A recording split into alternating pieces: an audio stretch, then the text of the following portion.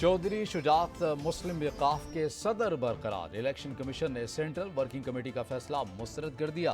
Election commission का कहना है कि सेंट्रल वर्किंग कमेटी के फैसले की कोई कानूनी हैसियत नहीं। इलेक्शन कमीशन ने फैसला अगस्त 2022 में महफूज किया।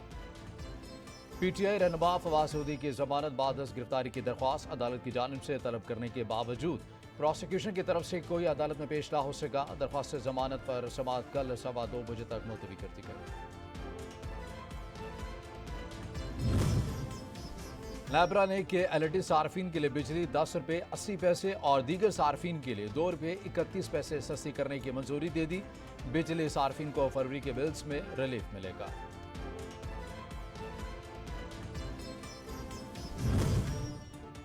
वज़ीर-ए-आज़म शहबाज शरीफ से बलोचिस्तान के क़ायम मकाम गवर्नर जान मोहम्मद जमाली की मुलाकात। बलोचिस्तान की सूरत हाल और दीगर अमूर पर तबादला ख्याल।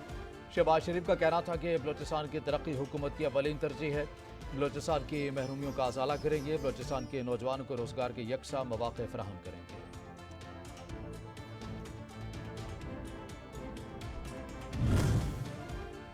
आज खुद नोटिस के इख्तियार से मुतल्लिक सुप्रीम कोर्ट ने बड़ा फैसला सुना दिया। सुप्रीम कोर्ट ने पेशावर हाई कोर्ट का फैसला कलअदम करार दे दिया।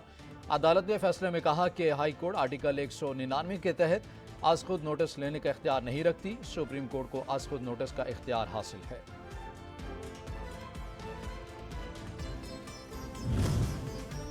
और लाहौर हाईकोर्ट ने पेट्रोलियम मसवाद की कीमतों में इजाफे के खिलाफ दरख्वास्त पर वफाकी हुकूमत समेत दीगर को नोटिस जारी करके जवाब तलब कर लिया।